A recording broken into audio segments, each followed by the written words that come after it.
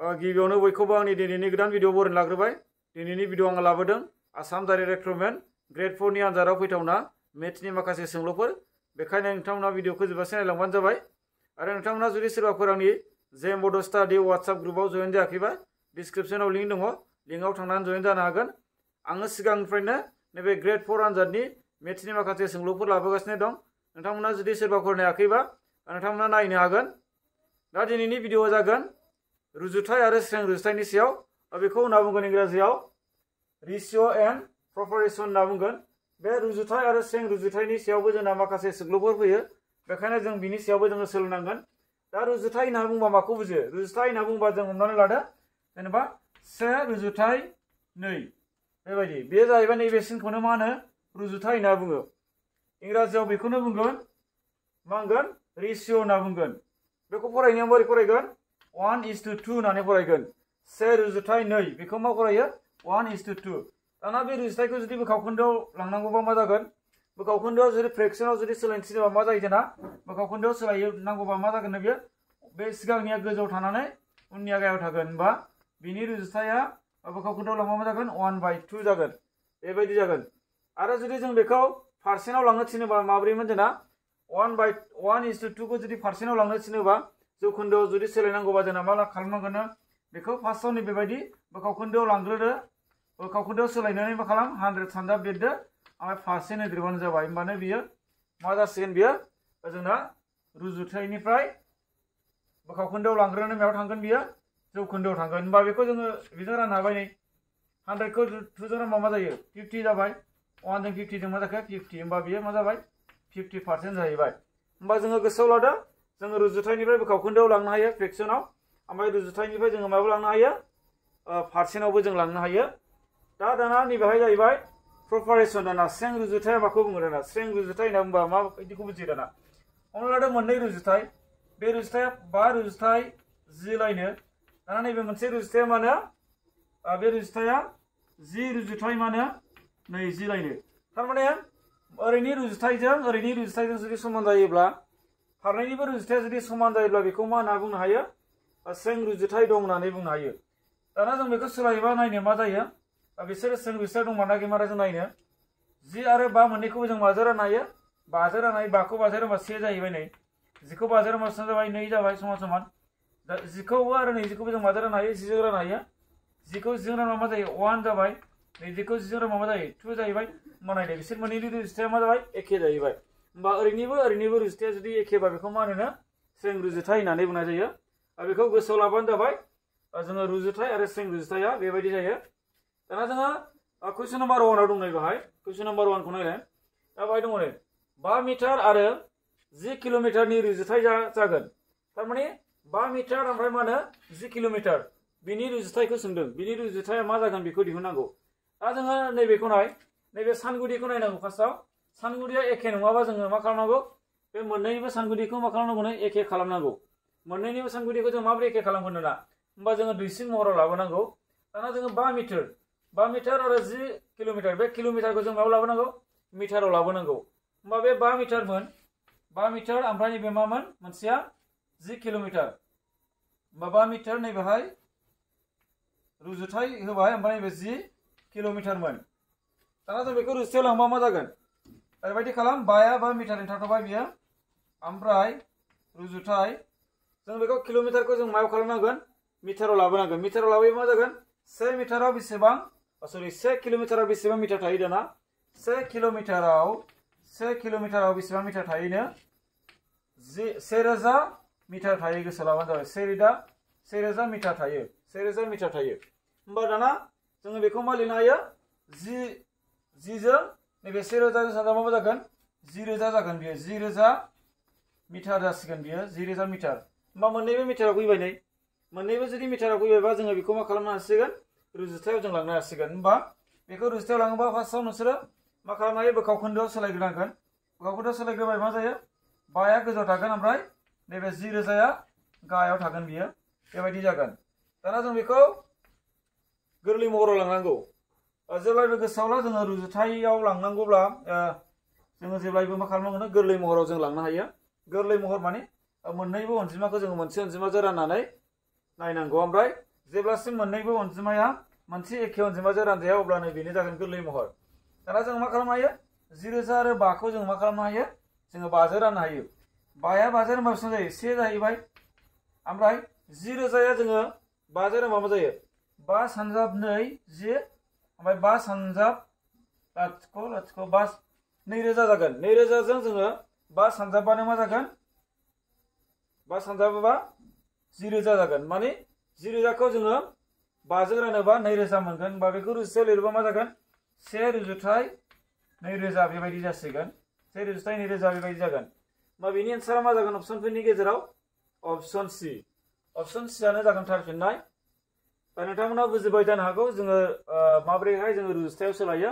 जोङो गिबियावनो नैबायदि सानगुदिखौ नायग्रोदो उनावहाय सानगुदिखौ जोङो एखे खालामना लाबानो जाबाय समान खालामना लाबानो जाबाय बिनि उनावहाय जोङो बोखाव खोन्दोआव लांग्रोनानै मोननैखौबो एखे अनजिमाजों जोङो दाननांगोन एबा राननांगोन दा जेरै 5 खौ 5 जों रानबा 1 मोनदों 0,000 खौ 5 जों राननानै 2000 मोनदों होमबा बेनि रुजुथाया बेनो जाहैबाय बेखौ गोसोआव लादो दाना जोङो स्रें रुजुथायखौ माबोरै दिहुनो नायनो हमनानै लादो बे मोनसे स्रें रुजुथाय A रुजुथाय B ओमफ्राय स्रें रुजुथाय B खौ माबायदि सिनजों फोरमायनो स्रें रुजुथायखौ नैबायदि सिनजों फोरमायनाय जायो बेखौ मा होनना बुंनाय जायो स्रें रुजुथाय होननानै बुंनाय जायो गोसोआव लाबानो जाबाय नैबेखौ होनो बेबायदि मोननैखौ रुजुथाय आरो नैबेबायदिखौ मा होनो स्रें रुजुथाय होननानै बुंनाय जायो हमना लादो बे A रुजुथाय B ओमफ्राय स्रें रुजुथाय C रुजुथाय D बेबायदि होनाय दङ होमबा जों बेखौ माबोरै दिहुनगोन दाना बेखौ दिहुननायनि फर्मुलाखौ गोसोआव लाबानो जाबाय जोंनो नांगोन होमबा जों बेखौ ओरैबायदि खालाम A जों जोङो फार्स्टजों लास्टजों जों सानजाबनांगोन गेजेरनि मोननैखौ जों सानजाबनांगोन माने ओरैबायदि जागोन बियो A सानजाब D समान मा जागोन जोङो बेखौ दिहुनोबा मा जागोन A सानजाब D समान B सानजाब C BC बेबायदि जागोन AD समान BC बेबायदि जागोन बेखौ गोसोआव लाबानो जाबाय होमबा A जों D जों सानजाबदो B जों C जों सानजाबनांगोन जोङो बे फर्मुलाखौ गोसोआव लानांगोन ओमफ्राय दाना मा जानो हायो जोङो बेखौ जुदि बोखाव खोन्दोआव लिरोबा मा जायोमोन जोंना बोखाव खोन्दोआव लिरोबा जायोमोन A by B समान समान C by D बेबायदि जायोमोन होमबा बेखौ नै बोखाव खोन्दोनिफ्राय जोङो खालामोबा A जों D जों बिलायनाय A जों D जों सानजाबबाय AD जाहैबाय B जों C जों सानजाबबाय BC जाहैबाय नै बेबायदि जाबाय बेखौ नोंथांमोना गोसोआव लाबानो जाबाय बेखौ जोंनो नांगोन बे फर्मुलाखौ दा कुइसन नम्बर 2 दङ 20 सेन्टिमिटार सखावनि बेंखन मोनसेनि सोरगिदिं सिमा आरो दब्लायथिनि रुजुथाया जागोन होननानै सोंदों थारमाने मोनसे बेंखन बे मोनसे बेंखननि सखावा बेसेबां होनाय दङ 20 सेन्टिमिटार दाना बे बेंखननिनो सोरगिदिं सिमा ओमफ्राय दब्लायथिनि रुजुथायखौ दिहुननांगौ हमना लादो नैबे मोनसे बेंखन बे बेंखननि सखावा बेसेबां होनाय दङ 20 सेन्टिमिटार होनाय दङ दा बे 20 सेन्टिमिटार सखाव थानाय मोनसे बेंखननि माखौ दिहुनसिनदों सोरगिदिं सिमा होनना बुङो नैबेखौ बुजियो सोरगिदिं सिमा बे सोरगिदिं सिमा ओमफ्राय मा होनो दब्लायथि होनोबा नैबे खालिखौ बुजियो बे लांदां जायगा बेखौ होनना बुङो दब्लायथि दा बे मोननैनि मा दिहुननांगौनो रुजुथायखौ दिहुननांगौ दाना रुजुनो नायनांगौ होमबा जोङो बिनि फर्मुलाफोरखौ जोंनो नांगोन मोनसे बेंखननि सोरगिदिं सिमा दिहुननायनि फर्मुलाखौ जों गोसोआव लानांगोन आरो बेंखननि दब्लायथि दिहुननायनि फर्मुलाखौबो गोसोआव लानांगोन बेंखननि सोरगिदिं सिमा दिहुननायनि फर्मुलाया जाहैबाय 2 पाइ r ओमफ्राय दब्लायथि दिहुननायनि फर्मुलाया जाहैबाय बेखौ रुजुनांगौ नालाय इदि होनो हाबाय इस 2 होनो हाबाय बाहाय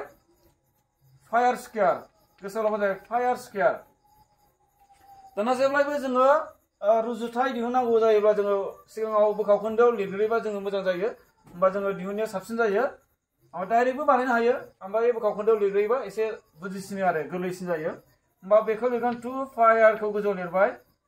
जोङो r नि मानखौ बाहाय होखानो हासिगोन r नि माना बेसेबां r माने सखावखौ मा होनो r नि माना बेसेबां 20 सेन्टिमिटार बाहाय जोङो 20 होखानो हाबाय गाहायाव जों मा होनो हाबाय पाइ r स्क्वायर नालाय पाइ दाना मा दङ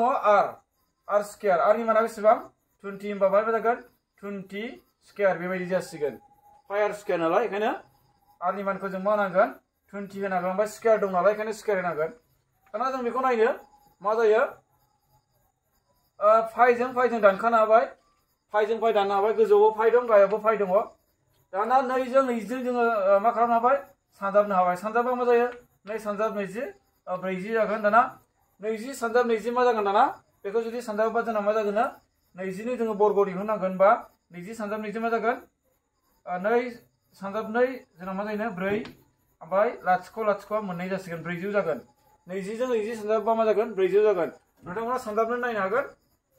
दा आङो सानजाबनो नायनो 20 सानजाब 20 ब्रैजौ जायोना जाया लाथिख' लाथिख'आनो फैबाय बियो नै सानजाब लाथिख' लाथिख' फैबाय नै सानजाब 2 मा जाबाय 4 जाहैबाय दाना नै 400 जाहैबायलाय 400 होमबा 400 जाहैबाय दाना जों बेखौ दाना लायोबा मा जागोन जों दाना लाथिख'जों जों दानो हासिगोन होमबा गोजौआव मा थाबाय 4 थाबाय गाहायाव मा थाबाय 40 थाबाय दाना जों बेखौ जुदि दानो लायोबा मा जागोन 4 खौ 4 जों जोङो राननो हायो 1 जागोन 40 खौ जोङो 4 जों राननो हायो मा जागोन 10 जागोन होमबा मा जागोन गोजौआव 1 थागोन गाहायाव 10 थागोन होमबा जों बेखौ रुजुथायाव लांनांगौ नालाय मा जागोन रुजुथाया 1 रुजुथाय 10 जागोन 1:10 जागोन बा एन्सारा मा जागोन अपसनफोरनि गेजेराव अपसन सि अपसन सि आनो जासिगोन थार फिननाय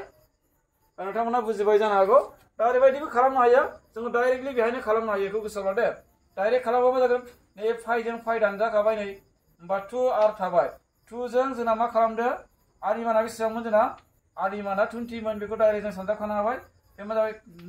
आरिमाना 20 नालाय बे मा जाहैखाबाय डाइरेक्टनो बाहाय 2 जों 20 सानजाबा मा जाबाय 40 जाबाय रुजुथाय बाहाय मा थाबाय दाना आर स्क्वायर थाबाय नालाय आर स्क्वायर आरिमाना 20 मोन 20 सानजा 20 मा जाबाय 400 जाहैबाय दाना जों बेखौ बानायबा मा जागोन बे 0 जों 0 दाननो हाबाय होमबा जोंना 4 खौ 4 जों मा जायो 1 जायो रुजुथाय 40 खौ जोङो 4 जों मा जायो मा जायोमोन 10 जायोमोन होमबा बेनो जाहैबाय एन्सारा नै बेबायदि गुसुङैबो जों बानायनो हायो बेखौ गोसोआव लाबानो जाबाय डाइरेक्टलि जोङो एग्जामाव जोंना समा थोआ जायो नालाय मेथ्स बानायनायाव बेखायनो नैबे गुसुं फर्मुलाजोंबो जों बानायनो हायो आरो नैबे फर्मुलाखौ जुदि गोसोआव गैयाबा नैबे गोलावजों बानायबानो जाबाय दा कुइसन नाम्बार 3 दङ 2√3 is to 3√2 नि 2 फाना जागोन होननानै सोङो थारमाने नैबेसोर अनजिमा मोननैनि 2 फाना मा जागोन बेखौ दिहुननांगौ आरो होमबा दाना नायनो बेसोर मोननैनि 2 फाना मा जागोन दाना 2 फान नाय लोगो जों बुजिनो लानांगोन मोनसे अनजिमाखौनो डाबल सानजाबनाय बेखौनो होनो 2 फान हमना ला ए नि 2 फाना मा ए नि 2 फाना मा होनबा ए सानजाब ए बेबायदि जागोन बेनो जाहैबाय 2 फान होमबा दाना बेखौबो जों मा खालामनो हायो 2√3 जों दाना बेखौ मा खालामनाय 2 फान खालामनांगौबा बेखौनो डाबल सानजाबनांगोन 2√3 ओमफ्राय रुजुथाय थागोन बाहाय ओमफ्राय बेयाव मा जागोन 3√2 सानजाब 3√2 थारमाने मोनसे अनजिमाखौ मोननै सानजाबनांगौ बेखौनो होनो 2 फान दाना नायदो मा बेजों बेजों सानजाबनानै नायनोसै मा जायो बेजों बेजों सानजाबोबा मा जागोन ना √3 जों सानजाबनो हायो 2 जों 2 सानजाबनो हायो 2 जों 2 सानजाबग्रोदो 2 जों 2 सानजाबा मा जायो 4 जायो 2 सानजाबनै 4 जाहैबाय दाना 2 सानजाबनै मा जायो 4 जायो सानजाब √3 जों √3 सानजाबा मा जागोन √3 जों √3 सानजाबा मा जागोन 3 जायो गोसोआव लाबानो जाबाय √3 जों √3 सानजाबा 3 जायो होमबा दाना जोङो रुजुथाय थाहैबाय बाहाय 3 जों 3 सानजाबा बेना 9 जाबाय सानजाब √2 जों √2 सानजाबा मा जायो गोसोआव लाबानो जाबाय 2 जायो 2 जायो होमबा जोङो बुजिनो मोनबाय मोननै अनजिमा जुदि रुट थानाय एखे अनजिमाजों जों जुदि सानजाबोबा मा जायो 3 आनो जायो माब्रै 3 आनो जायो होमबा बेजों बेजों सानजाबा मा जागौमोन √3 स्क्वायर जागौमोन माने स्क्वायर जागौमोन माने डाबल नालाय दाना स्क्वायरजों रुटजों जों दानगौमोन स्क्वायरजों रुटजों दानाय लोगो लोगो 3 थागौमोन बेबायदि बेखौ गोसोआव ला ओमफ्राय दाना नायदो 4 सानजाबथाम मा जायोमोन जोंना 4 सानजाबथाम 12 जायो रुजुथाय 9 सानजाब 2 बेसेबां जायो 8 जायो दाना मोननैखौबो जों माजों राननो हायो 12 आरो 8 मोननैखौ माजों राननो हायो 12 खौबो जोङो माजों राननो हायो 12 खौ जोङो 6 जों राननो हायो ओमफ्राय 8 खौबो जोङो 6 जों राननो हायो 12 खौ 6 जों रानबा बेसेबां मोनो 2 मोनो रुजुथाय 8 खौ 6 जों रानबा बेसेबां मोनो 3 मोनो 3 जाहैबाय बियो 6 सानजाब 2 12 जाहैबाय 6 सानजाब 3 8 जाहैबाय होमबा बेनि एन्सारा मा जाखो 2 रुजुथाय 3 एबा 2:3 होमबा अपसनफोरनि गेजेराव थार फिननाया जागोन अपसन बि अपसन बि आनो जासिगोन जोंना बिनि थार फिननाय दा कुइसन नाम्बार 4 आव दं नैबायदि जुदि 4:7 इकुवेल 56:x जायो अब्ला x समान मा जागोन बेखौ दिहुननांगौ थारमाने 4 रुजुथाय 7 समान 56 रुजुथाय x जायोनो ओमफ्राय होमबा जायोब्ला x नि समान मा जागोन माने x नि माना मा जागोन बेखौ दिहुननांगौ x नि मान दिहुननांगौ बाहाय जोङो होमबा जों बे 4:7 खौ जों मा लिरनो हायो बोखावखोन्दो लिरोबा 4/4/7 लिरनो हायो जोङो बेबायदि लिरनो हायो समान दाना बेखौ मा लिरनो हायो 56/x बेबायदि लिरनो हायो बोखावखोन्दोआव जोङो लिरोबा दाना जोङो मामोन सानजाबोबा मामोन 4 जों x जों सानजाबनांगोन 56 जों नैबे 56 जों 7 जों सानजाबनांगोन 7 जों 56 जों सानजाबनांगोन होमबा 4 जों x जों सानजाबा मा जायो 4x जासिगोन बियो दाना बेखौ माने 7 जों 56 जों मा खालामनो सानजाबनांगौ होमबा बेखौ सानजाबथ'वालासिनो बेबायदि दोनथ'नो हायो मा होनो 7 into 56 बेबायदि दोनथ'बाय दाना जों मा जासिगोन नैबे x खौ लाखियोबा नैबे 4 आरो थांबा रानहैसिगोन बिसोर सानजाब नालाय रानहैसिगोन होमबा 7 into 56 खौ जुदि माबाया 4 आव रानहैबा मा जागोन दाना रानोबा नायनो मा जायो फार्स्टआव जोङो 56 खौ जोङो 4 जों रानग्रोनो हायो 56 खौ जों जुदि 4 जों रानबा मा जायोनो 14 जायो होमबा 14 जाबाय 7 जों जों दाना 14 जों सानजाबानो बेनि एन्सारखौ मोनसिगोन x नि मानखौ होमबा 7 जों 14 जों सानजाबा मा जायो 7 सानजाब्रै मा जायोबा जोंना 8 जायो सरि 28 जायो 8 होबाय 2 आथेक 7 सानजाबसे 7 8 98 बा एन्सारा जाहैबाय 98 बिनि थार फिननाया जागोन अपसनफोरनि गेजेराव अपसन C अपसन C आनो जासिगोन बिनि थार फिननाय बा एन्सारा 98 जाहैबाय जोङो बेखौ दाना नैबेवहाय नायनानै जों माबोरै लिरगोन जोङो बेखौबो जों सोलोंनांगोन मानोना बेबायदि खालामलायोबा मालाबा समाव समा थोआ जानो हागौ बेखायनो जों बेबायदि नुयोबा जों डाइरेक्ट मा खालामनो हायो नैबे मा होनो नैबे 4 जों नैबे x जों डाइरेक्ट सानजाबनो हायो फार्स्टनिजों लास्टनिजों सानजाबनांगौ डाइरेक्टनो ओमफ्राय 7 जों 56 जों जों सानजाबनांगौ मा बेखौ लिरनो हाबाय जों डाइरेक्ट गुसुङै लिरोबा 7 into 56 लिरनो हाबाय 4 जों x जों सानजाबनांगौ नालाय बेखौ सानजाबा जुदि समान समान सोनबारबा जोंना मा जायोमोन राननाय जायोबा नैबे 4 जों जोङो बेखौ राननो हाबाय 4 जों डाइरेक्ट रानबानो जाबाय होमबा बेबायदि रानोबा जोंना मा जायो 56 खौ जोङो 4 जों रानदो 56 खौ 4 जों रानबा जोंना मा जायोमोन 14 जायो 14 जों जों 7 जों सानजाबा बेसेबां जायो 98 जायो मा जाबाय 98 जाहैबाय एन्सारा दा क्वेश्चन नम्बर 5 आव दं नैबायदि जुदि x नि 20% आ y नि 25% जों समान जायो अब्ला x = y आ जागोन थार माने x नि 20% आ y नि 25% जों माने समान ओमफ्राय x रुजुथाय y नि मानखौ दिहुननांगौ x नि माना मा जागोन आरो y नि माना मा जागोन बेखौ दिहुननांगौ होमबा जों ओरैबायदि होनो हायो x नि होनाय लोगो लोगो जों मा होनो x नि होनायाव जाय मा होनो हायो सानजाब होनो हायो नि होनाय लोगो लोगो जों जेब्लायबो मा होनो हायो सानजाब होनो हायो ओमफ्राय 20% खौ जोङो 20 खौल'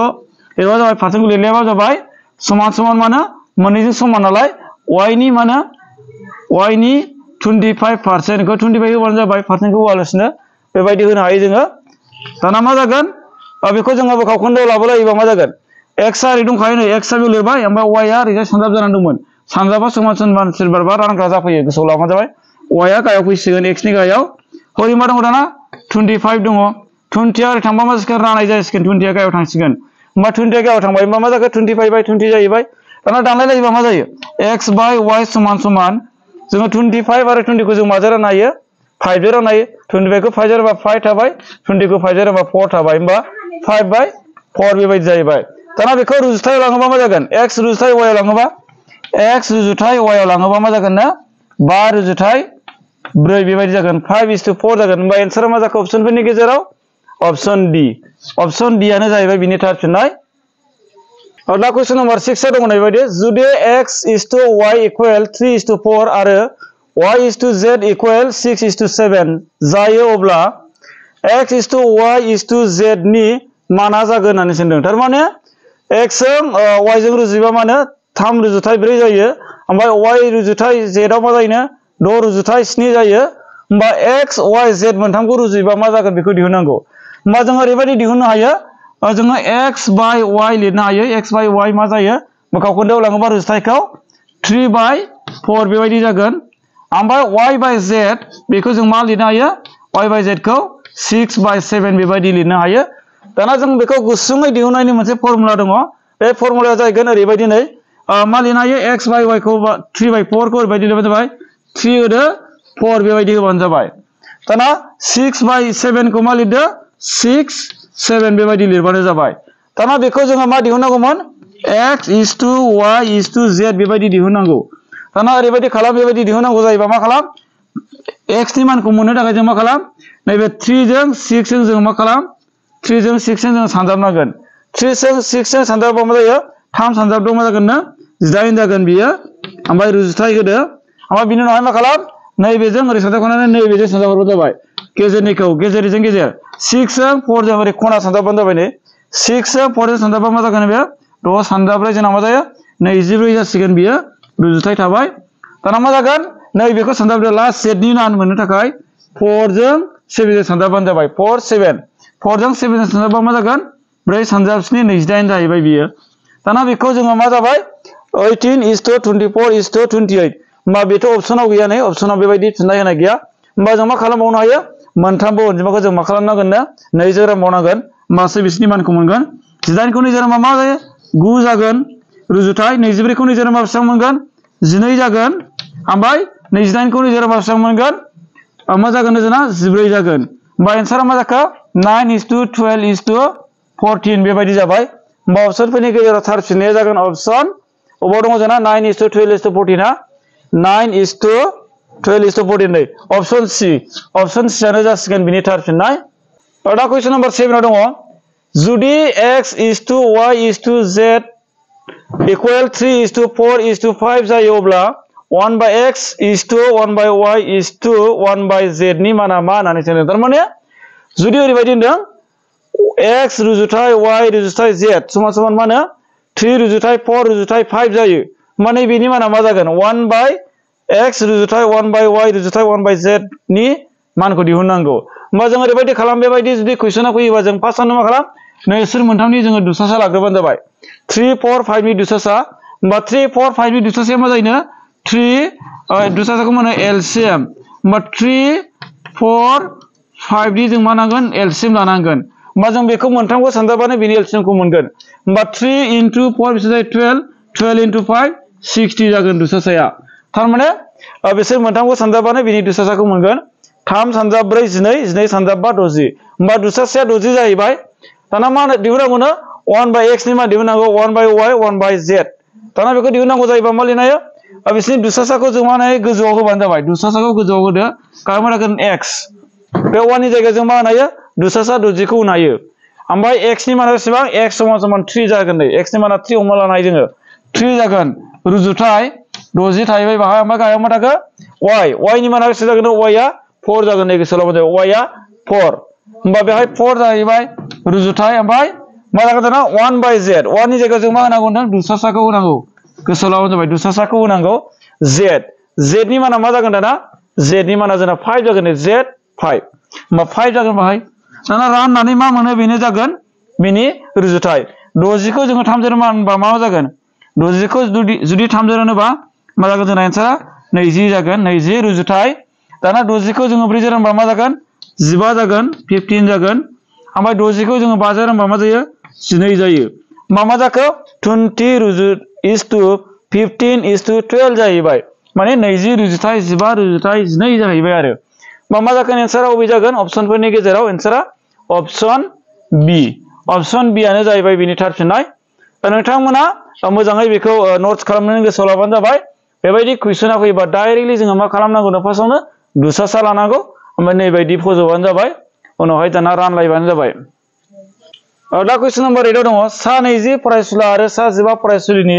रुजुथाया बेसेबां होननानै सोंदों सा 20 फरायसुला ओमफ्राय सा 15 फरायसुलि बिसोरनि रुजुथायखौ दिहुननांगौ होमबा जों बेखौ ओरैबायदिल' खालाम 20 रुजुथाय जोङो मा होनो 15 ओमफ्राय बेखौ जोङो मा खालाम 20 आरो 15 खौ जों माजों राननो हायो मोननैखौबो जों राननो हायो जाहैबाय 20 खौबो आरो 15 खौबो 5 जों राननो हायो जोङो होमबा 20 खौ 5 जों रानबा बेसेबां जागोन 4 मोनगोन रुजुथाय 15 खौ 5 जों रानबा बेसेबां जागोन 20 खौ 5 जों रानबा 4 मोनो 15 खौ 5 जों रानबा 3 मोनो होमबा मा जागोन 3 जागोन होमबा एन्सारा मा जाखो 4 रुजुथाय 3 4:3 जाहैबाय होमबा अपसनफोरनि गेजेराव थार फिननाया जागोन अपसन सि आनो जासिगोन बिनि थार फिननाय दा कुइसन नम्बर 9 आव दङ 20 मिनिट आरो 2 घन्टानि रुजुथाया मा होननानै सोंदों थारमाने 20 मिनिट ओमफ्राय 2 घन्टानि रुजुथायखौ दिहुननांगौ जोङो मा खालामनांगोन नैबे जों सानगुदिखौ नायनांगोन बिनि सानगुदिया मा आरो बिनि सानगुदिया मा बाहाय दङ मिनिट ओमफ्राय बाहाय दङ घन्टा होमबा बे घन्टा आरो मिनिट बेखौ जों एखे जोङो सानगुदियाव लाबोनांगोन होमबा जोङो मा खालाम नैबे घन्टाखौ मिनिटआव जों लाबोनो हायो घन्टाखौ मिनिटआव लाबोनो हायो होमबा 20 मिनिट जाहैबाय ओमफ्राय रुजुथाय माने 2 घन्टाखौ मा खालामग्रोनांगोन जोङो बेजों मा सानजाबनांगोन जोंहा 60 मिनिटजों 1 घन्टा जायो नालाय खायनो बेहाय 60 सानजाबनो होनांगोन 2 जों होमबा जोंहा मा जागोन जोंना बे 20 जाहैबाय रुजुथाय बे मा जागोन जोंना सानजाबोबा 2 जों सानजाबोबा 120 जाहैबाय दाना बिसोर मोननैखौ जों माजों राननो हायो 120 आरो मा होनो 20 बेखौ जों माजों राननो हायो मोननैखौबो जोङो 20 जों राननो हायो 20 खौ 20 जों राननो हायो 1 जायो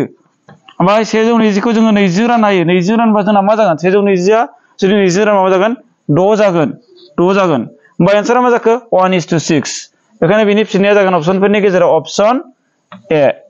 ए आनो जागोन थार फिननाय दा कुइसन नम्बर 10 आव दङ a इक्वल b नि 4/5 आरो b इक्वल c नि 5/2 जायोब्ला a is to c आ मा जागोन बेखौ दिहुननांगौ थारमाने a नि समानाव मा दङ b नि 5 बाहागोनि 4 दङ आरो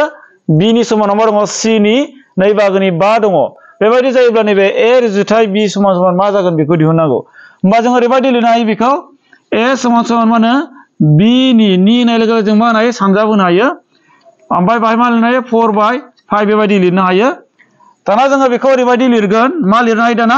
b जों बेजों मा जानानै दङ सानजाब जानानै दङ होमबा सानजाबा समान समान सिनफोरबा जेब्लायबो राननाय जाफैयो एबा रानग्रा जाफैयो बे खावखोन्दोआ महर लाफैयो होमबा a आ सिगाङाव थाखाबाय b आरो थांबा नै गाहायाव फैबाय मा जाखो बेयो 4/5 बेबायदि जाहैबाय दाना नैबेखौबो नायनो माया b समान समान c नि नालाय नि होननाय लोगो लोगो सानजाब होबाय 5/2 बेबायदि जाहैबाय नै दाना बेबो मा जासिगोन b आ थाखाबाय ओरैजाय ओमफ्राय नै बेयो c आ ओरै फैबा गाहायाव फैबाय नै होमबा ओरै मा जाबाय 5/2 बेबायदि जाहैबाय दाना a नि माना मा जागोन समान समान होनाय लोगो लोगो नैबे a नि मान जायो 4 आ a नि मान ओमफ्राय b नि माना 5 जाहैबाय नै बेयावबो b नि माना 5 बेयावबो b नि माना 5 एखेयानो जाहैखाबाय c नि माना मा जाहैबाय 2 जाहैबाय जोंना मा सोंदों दाना a रुजुथाय c खौ सोंदों होमबा a is to c समान समान मा जागोन a नि माना बेसेबां 4 मोन नै 4 रुजुथाय c आ बेसेबां c नि माना 2 नै c नि माना 2 बेबो 2 जासिगोन बियो जों दाना मा खालामनो हायो बेखौ 4 आरो नै बेखौ जोङो गोरलै महराव लाबावनो हायो दाना 4 खौ जोङो मा खालामनो हायो नैजों राननो हायो ओमफ्राय 2 खौबो नैजों राननो हायो 4 खौ जुदि नैजों रानबा मा जागोन 2 आनो जागोन दाना 2 खौ नैजों रानबा मा जागोन 1 जागोन होमबा एन्सारा मा जागोन 2:1 अप्शन बे नि गेजेराव थार फिननाया जागोन अप्शन बी आनो जासिगोन बिनि थार फिननाय दिनैनि भिडिअआ बेखिनियानो भिडिअखौ जोबजासे नायनायनि थाखाय साबायखर आरो उननि भिडिअआव लोगो मोनलायफिनगोन नोंथांमोना भिडिअखौ मोजां मोनोबा लाइक खालामबानो जाबाय आरो लोगोफोरनो शेयार खालाम आरो चेनेलाव जुदि गोदानबा चेनेलखौ साबस्क्राइब खालामबानो जाबाय आरो नोंथांमोना कमेन्ट खालामबानो जाबाय माबायदि जादों आरो फैगौ 27 अक्ट'बराव जानो गोनां ग्रेड 4 आनजादनि थाखाय नोंथांमोना माबायदि थियारि जानानै दङ नोंथांमोना कमेन्ट खालामबानो जाबाय आरो नोंथांमोना नैबे ग्रेड 4 आनजादनि थाखाय मेथ्सनि अनगायै रिजनिं इंलिश ग्रामार जीके खौबो मोजाङै गोसो होनानै नायबानो जाबाय गोजोनथोंसै थेंक इउ